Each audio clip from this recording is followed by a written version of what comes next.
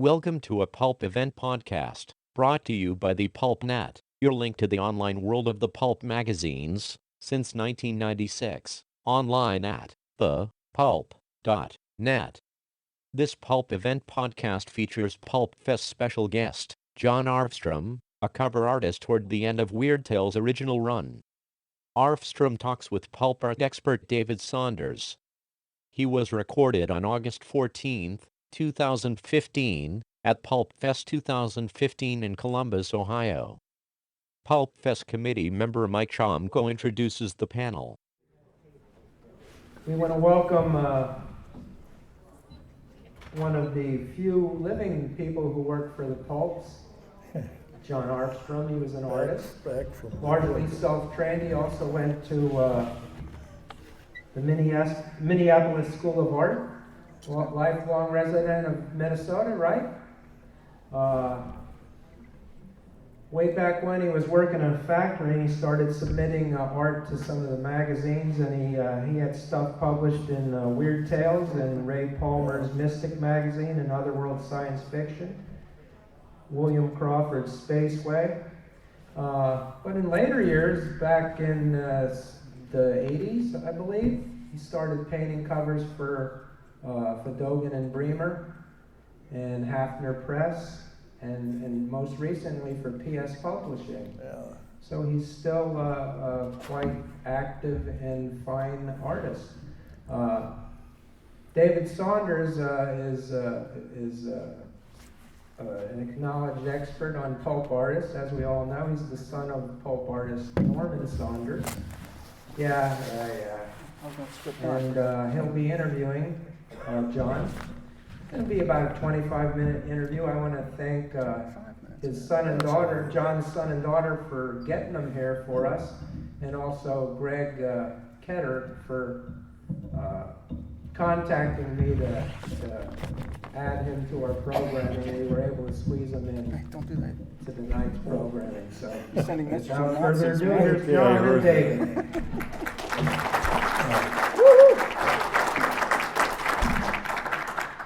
All right, so we don't have a lot of time, and I want everyone to be able to ask Jon all the questions they could possibly imagine. They're a rare opportunity to be able to speak to a living Weird Tales artist. Because, you know, most of the artists at Weird Tales were dead when they did their work. But, so I'm going to flip through these pictures just so you can all see what's going on. There's no particular sense to it. But these are chronological images of his work, just so that we, can understand what we're. So I'm going to read a quick thing. Jon Douglas Arfstrom was born November 11th, 1928, in Superior, Wisconsin. His father, Fred Oscar Arfstrom, was born in 1881 in Sweden. His mother, Thera Westlund, was born in 1882 in Sweden.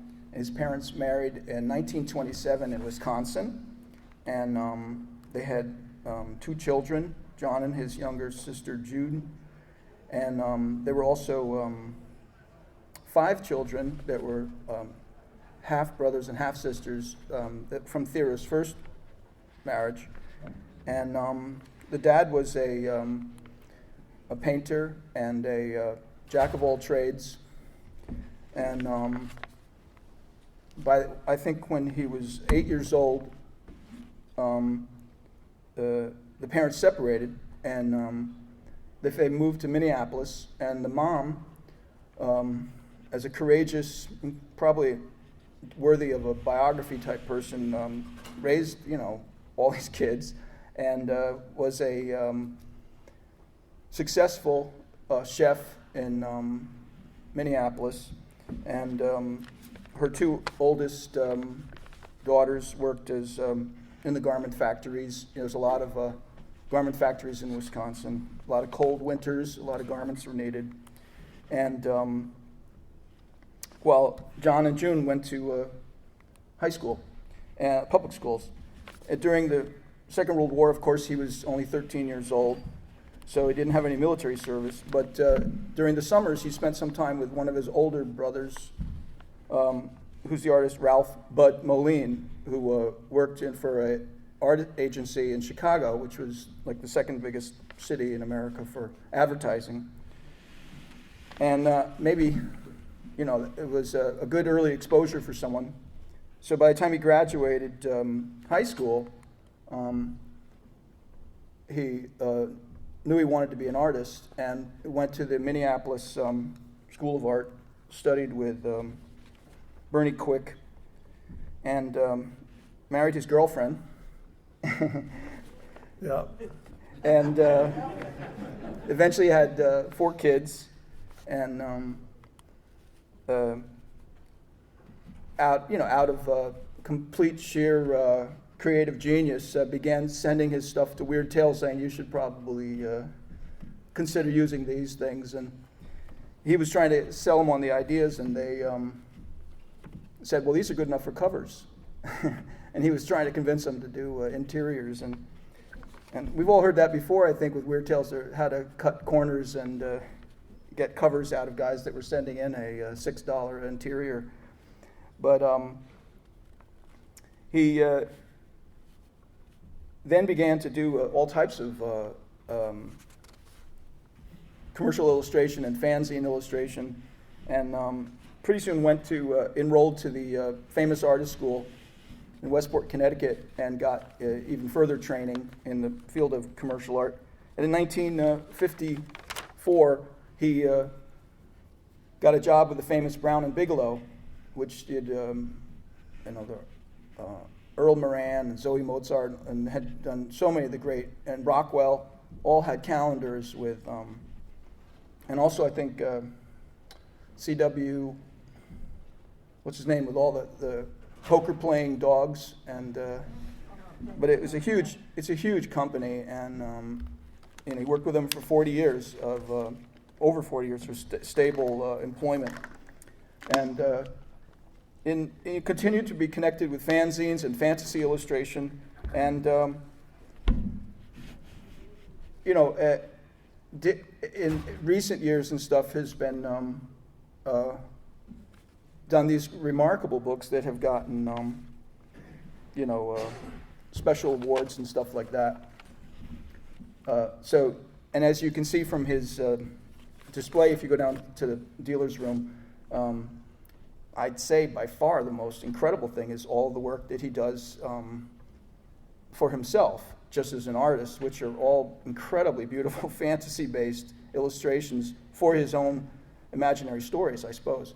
But they're, unlike other people, you might say something was unpublished and therefore inferior. These are actually way superior because he's making them for himself, like a la William Blake or something, fantasizing a beautiful imaginary world and then just creating it. So here he is. Got any questions and stuff? So, when you were working for famous artists, getting instructions from famous artists, there must have been a lot of really cool artists that were acting as instructors and stuff for you. Oh, yes, they were. I want to mention something before we go any further. This is back in the 60s or 70s.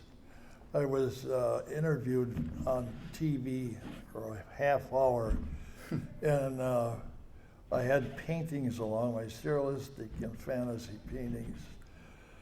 And I also had the same medical problem I got now. I have a runny nose that I constantly haul my hanky out for.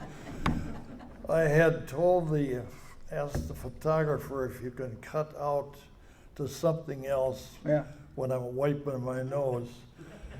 And also I had given the interviewer a list of questions that I didn't think she should bother asking me.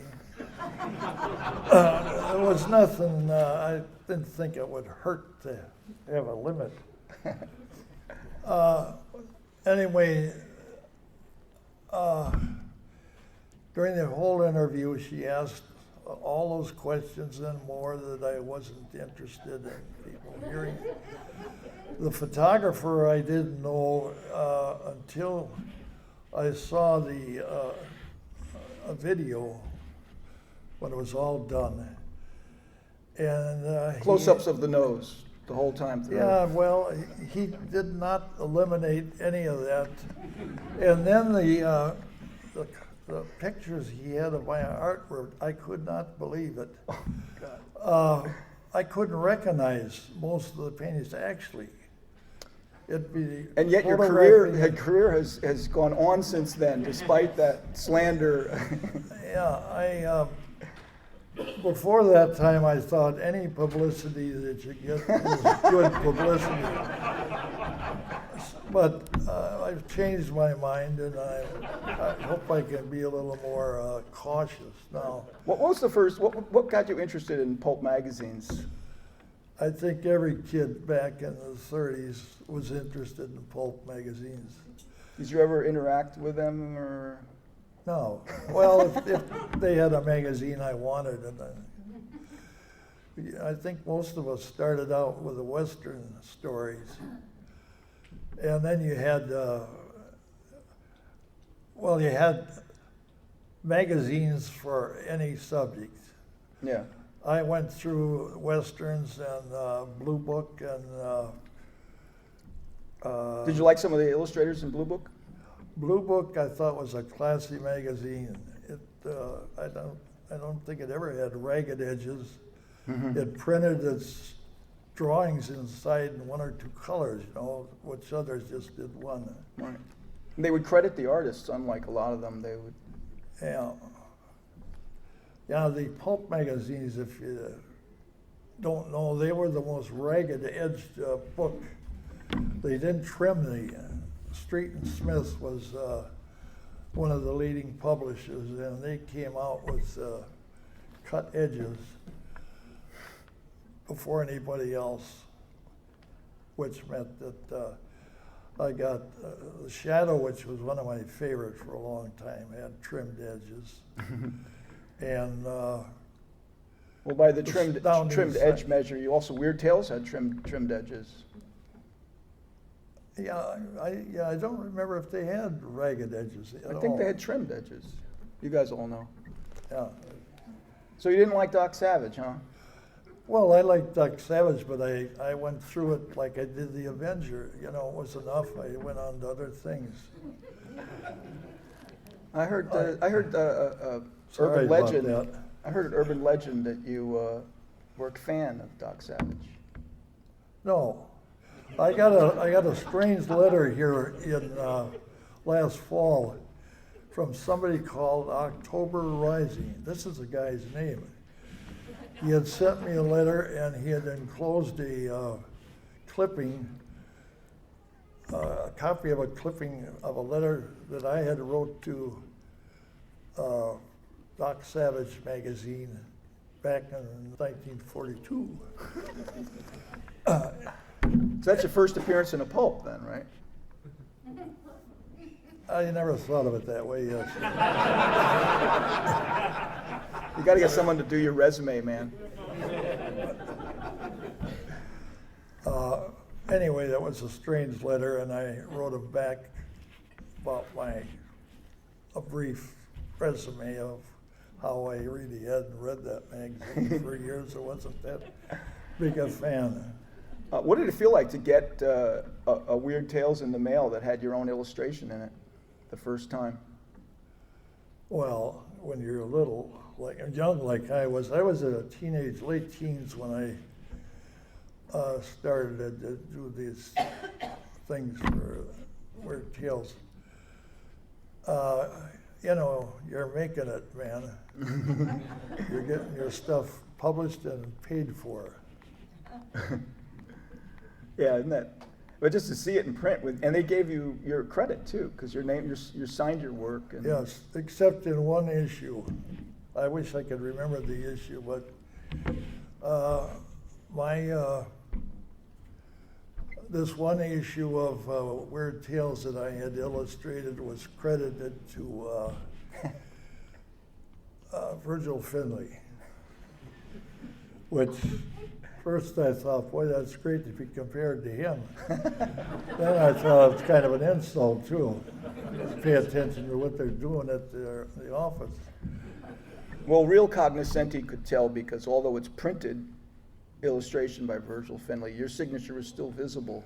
Mine, and it was a sketchboard drawing, and if you look close, I got my name scratched in there.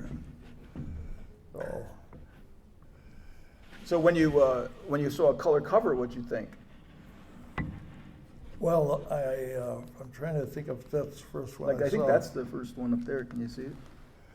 Yeah, this was a sample that I sent to them. I hadn't intended to them to use it as a cover because it was an oil painting just to show them I could paint.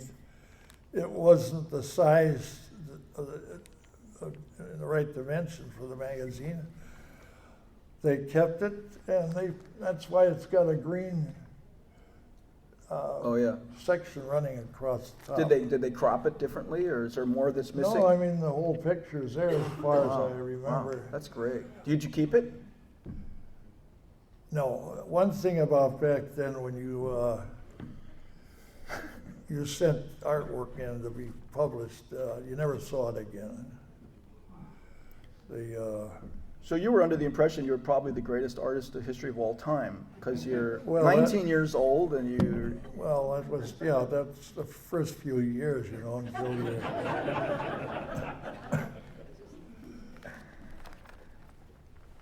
Well, in 1954, so you were getting these in 50, 52, 53, and in 54 you were already a staff artist at Brown and Bigelow, and you're... No, well, yes, I was, 54.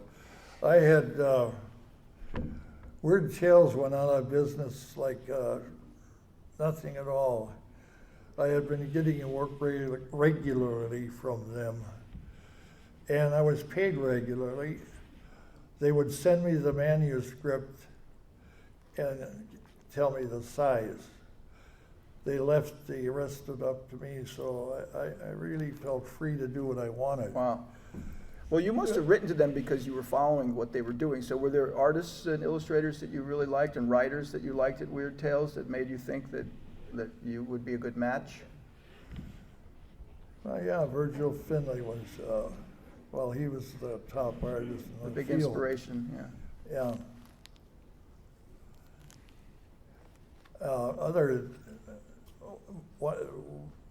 More of a favorite of mine was Ed Cartier, who worked for Street and Smith. Started seeing his stuff for Shadow magazine.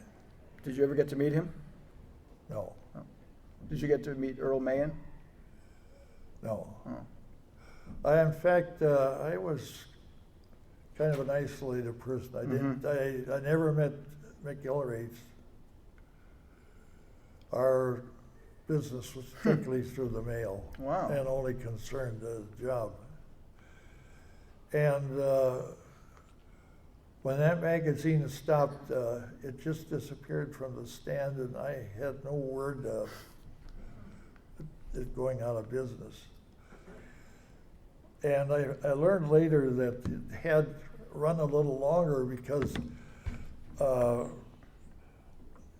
Stephen Jones in England sent me a copy, a later copy that had two of my interior drawings, which I did not remember. Wow. What my signature was there. When you see an artist sees his work over a long period of time or hasn't seen it, you can judge how good it is. I thought it was pretty damn good. That's great. That's great. So maybe you were right when you were a kid. You really were pretty damn good then. Yeah. So the Brown and Bigelow thing, they would have like a big contract to do a lot of Rockwells or something, and then there was water damage or something, and then they would say, well, we still got to go to work, and so who would they get to make, to repaint all the Rockwells and stuff? No, that's a little different story. Brown and Bigelow was, at the time, was the largest calendar company in the world. This was 1950. This was my first full-time day job. I worked there off and on through the years, totaling up to about 40 years, and I also freelanced. You will also freelance with them, or you freelance in other places, you mean? Well, yeah, but Brown and Bigelow had put out a variety of calendars, or not just calendars, but any kind of advertising material. I was, besides doing watercolors and paintings, I was doing kids' coloring books for them. Oh, yeah. And safety calendars. Well, it just was a big variety of things. And they also produce playing cards and stuff too, right? They were I think they were the second largest after Congress producing cards. So, but you were a 40-hour-a-week kind of guy working, or? Yeah. But then they would also sell them freelance stuff, or not? Yeah, most artists have to work a little more than 40 hours. Yeah. But I mean, could you bring them projects as an independent and get like a cash payment for stuff, or you never did freelance for that Brown and Bigelow? No, well, I did. There were jobs I did that they paid extra for. But when I speak about freelance, it's usually with outside people. Did you ever get an agent? No. Yeah.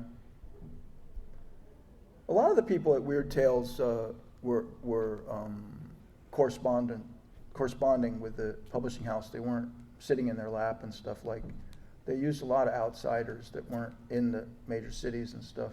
Yeah. I made a trip to Chicago once in the mid-50s to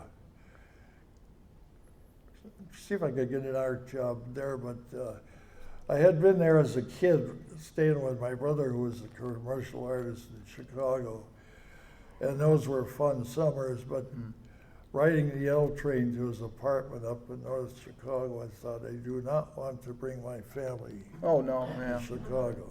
But the agencies, there were a lot of opportunities and stuff. Yeah. A lot of good artists, too, were out there, though. Oh, yeah. So it was very competitive. But the idea of living there didn't strike me as...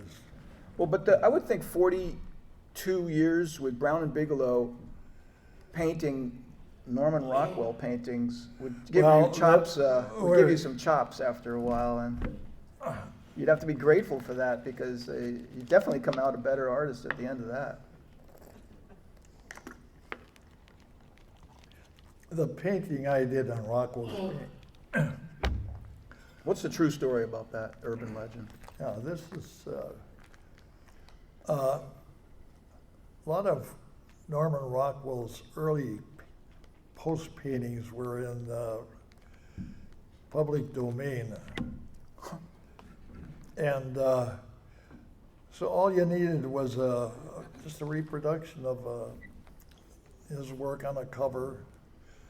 And we had a lot of them right off the cover with the label still on there of the name of the person that was being delivered to, and scratches.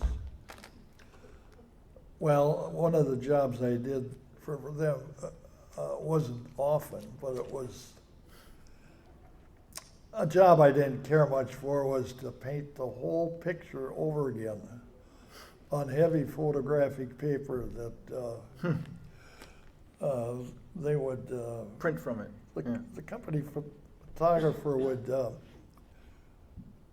print the cover on heavy stock, and I would come back with acrylic paint and, well, I make a decorative border. Just about the whole painting was redone. Huh. Wow. Were these boring? When I retired, one of the secretaries asked me, would I still do that? And I told her, definitely not. You see, if they hadn't paid you, then you would have kept doing it, you know. Dad, I have a question. Norman Rockwell in his later years. Oh, I think what you're talking about. Norman Rockwell started doing the Boy Scout calendar for Brown and Bigelow about 1920. Or sometime in the early 20s. And every year did it up until about 1978 or 79. his paintings were falling down in quality so bad that there was an artist at B&B that was touching it up. Finally, a painting came in that he said that he was the art director was familiar with his family and called his wife and said, "We just cannot use Rockwell anymore."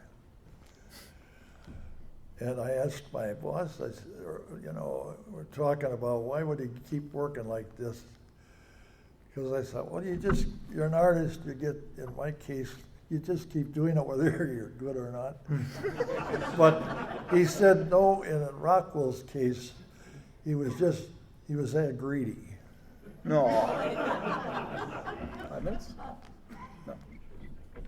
No. 10. I can't hear you, damn it. Time's up. That's easy enough. So, is there any assertive people who want to make this drag on by saying they have questions and stuff? Because time is up. But yes, sir. I got a question. When you were doing artwork for Weird Tales, would they send you a story and then say, just create something that you feel inspired by, whatever you want, or would they send you a story and tell you specifically to illustrate it?